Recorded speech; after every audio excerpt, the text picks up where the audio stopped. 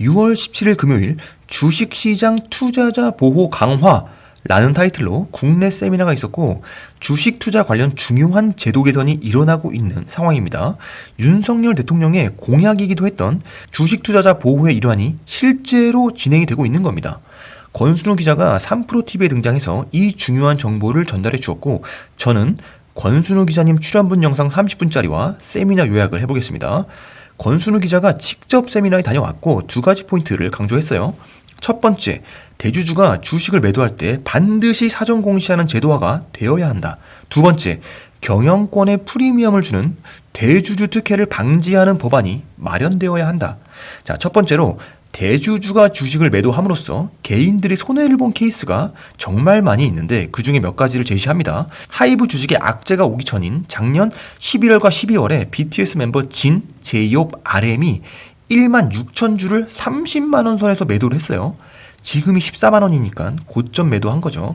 BTS 멤버가 매도한 주식이 0.01%밖에 안 되지만 특수 관계인으로서의 의미를 가지기 때문에 개인 주주들이 BTS 멤버들의 매도에 의해서 불안에 떨게 된다는 거죠. 더 심각한 문제는 하이브의 윤석준 CEO인데 1,000원에 행사할 수 있는 스탁 옵션을 41만 원 선에서 매도를 해서 약 200억 원의 차익을 실현합니다. NTF라는 딱히 실체가 없는 재료라는 사실을 알았기 때문에 내부 정보에 접근이 용이했기 때문에 결정을 내릴 수가 있었던 거죠. 그래서 큰 이익을 얻었습니다. 더불어 작년 11월 가짜 보도 자료 사건이라 그래서 램테크놀로지스라는 회사의 어느 대주주가 실체도 없는 호재의 가짜 뉴스를 뿌려서 램테크놀로지스의 주가가 올라가게 됩니다. 그 대주주로 추정되는 세력은 고점에서 매도를 했고 회사에서는 사실 무근이라는 입장을 표명하면서 주가는 폭락을 했죠. 그 가짜 정보를 믿고 들어간 개인 투자자들은 손해를 보게 된 거죠. 부당이익을 취한 세력은 어떤 처벌도 받지 않았습니다.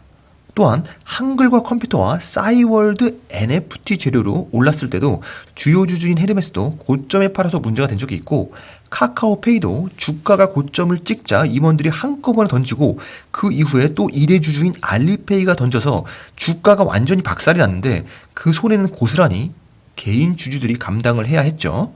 롯데칠성의 대주주 호텔 롯데도 500억 원어치 지분을 던졌는데 그 이유를 개인 투자자들은 알 수가 없습니다. 그 이유를 대주주들만 알고 있고 개인 투자자들은 불안에 떨 수밖에 없는 이 상황. 늘 내부자들은 고점에서 매도를 해서 이익을 취하고 개인 투자자들은 불안에 떠는 이 상황이 반복적으로 발생하는 이유는 개인과 대주주 사이의 정보 비대칭성 때문이고 이 정보 비대칭성 방지가 되어야 한다. 라는 것이 골자입니다. 전체 불공정 거래 중에 미공개 정보 이용을 통한 불법 행위의 피해가 최소한 79%라고 합니다. 한국은 오랜 시간이 지난 후에야 정보의 진위를 확인할 수 있는 것 외에는 내부 정보를 접할 방법이 없다라고 합니다. 미국의 경우는 대주주가 주식을 팔면 무조건 조사가 들어간다고 합니다. 혐의가 있든 없든 대주주가 팔았으면 빡센 조사를 감당해야 되고 특히 주식을 판 당사자가 스스로 입증을 해야 된다고 합니다. 그래서 일론 머스크가 주식을 처분하기 전에 트위터로 미리미리 주식 처분 정보를 흘리고 적극적으로 소통을 하는데 머스크가 관종이어서 그런 게 아니라 추후에 빡센 조사에 들어갈 때 항변의 근거로 적용이 되기 때문에 알아서 기는 거죠. 내가 팔기 전에 적극적으로 정보를 알렸다. 고로 나의 매도는 개인 주주에게 피해를 주지 않았다. 라는 항변을 스스로 하는 겁니다. 한국도 마찬가지로 회사 내부적으로 정보가 발생했을 시 특정 기간 이내에 정보를 공시하고 대주주들이 주식을 처분하기 몇 개월 전에 사전 공시를 의무화해서 내부 정보를 이용한 이득을 취득하는 이해상충의 여지 자체를 없애버리는 과정이 법제화가 되어야 한다. 두 번째 포인트는 대주주의 주식에 프리미엄이 붙고 그로 파생되는 문제들이 굉장히 많다. 한국의 인수합병은 80% 이상이 주식 양수도로 인한 인수합병을 한다고 합니다. 대주주의 주식만 사서 인수합병을 하는 것이고 회사의 지배권을 이양받는데 개인 주주의 주식은 인수자가 살 필요가 없어요. 근데 이것이 바뀌어야 한다. 연우라는 회사를 한국 콜마에서 샀는데 다음날 주가가 28% 폭등했고 그날 당일에 종가는 마이너스 3%로 끝납니다. 그리고 다음날 추가로 마이너스 5% 하락하고요. 그러니까 변동성이 어마어마한 거죠. 이게 바로 혼란 때문에 일어났다는 거예요. 대주주와 그의 와이프는 종가 대비 50% 비싸게 매도를 했고, 이런 일들이 한국에서는 비일비재하게 일어난다고 합니다. 바로 M&A에 문제가 있는 거죠. M&A를 진행하면서 대주주만 이익을 취하고 개인주주는 오히려 손해를 보는 이상한 대주주 프리미엄이 존재한다는 거죠. M&A 관련 법제가 부재한 두 나라가 미국과 한국인데, 미국은 관례와 문화 때문에 소액 주주가 보호가 된다고 합니다. 그리고 인수자가 전체 주식을 사야 되는 의무 공개 매수 제도 때문에 대주주 프리미엄 따위로 인수가 완성이 되지가 않아요. 이상한 지배 구조가 한국에 있는 겁니다. 예를 들어 마이크로소프트가 블리자드를 인수할 때 개인 주주들이 혹시나 안 팔까봐 프리미엄을 붙여서 개인 주주들이 비싸게 팔 수 있는 기회를 제공했고, 인수를 하기 위해서 개인 주주들을 설득을 시켜야 된다는 겁니다. 한국은 전혀 그렇지가 않죠. 주식 양수도 방식의 M&A에서의 손해를 보호할 장치가 없기 때문에 개인 주주들이 보유 주식을 인수자에게 시가로 팔아넘길 수 있는 선택권을 부여해야 한다. 여기까지가 권순우 기자 방송의 요약본이고, 세미나 원본 영상도 우측 상단에 링크를 걸겠습니다. 3시간짜리 세미나고, 브리프하게 요약을 하자면 첫 번째 발표는 주식 양수도 M&A 시 일반 주주 매수 청구권 도입에 관하여 정준혁 서울대 교수의 발표였고, M&A 할 때 약탈자로부터 일반 주주를 보호해야 하는 골자로 인수하려는 자가 대주주의 프리미엄 붙은 주식만 사는 게 아니라 앞으로는 개인 주주의 지분도 매수를 해야 한다. 그런데 그 가격은 시가 혹은 더 높은 가격에 인수를 해야만 한다. 그냥 프리미엄 지분 달랑 사놓고 오너가 되어서는 안 된다. M&A에서 주주를 보호하는 시스템이 갖춰져 있지 않은 나라가 한국과 미국. 여기서 미국은 M&A 사기 행위는 생각도 못할 정도의 관례가 잡혀 있고, 한국만 유일하게 투자자 보호법 체계가 없다. 두 번째 발표는 내부자 증권거래의 정보투명성 강화 방안에 대하여 김유성 연세대 교수님께서 발표하셨고, 재료를 흘려놓고 내부자가 주식을 처분하는 이른바 찌라시를 방지해야 한다라는 게 골자로 테마주라든지 코스닥에서 일어나는 작전주들을 일망타진해야 한다. 위에서 권순우 기자가 언급했던 카카오페이와 BTS 사례도 언급하고, 특히 회사 내부 정보 공시의 의무 강화와 대주주가 매도할 시에 추가 절차를 강화해서 보호 체계를 확립해야 한다.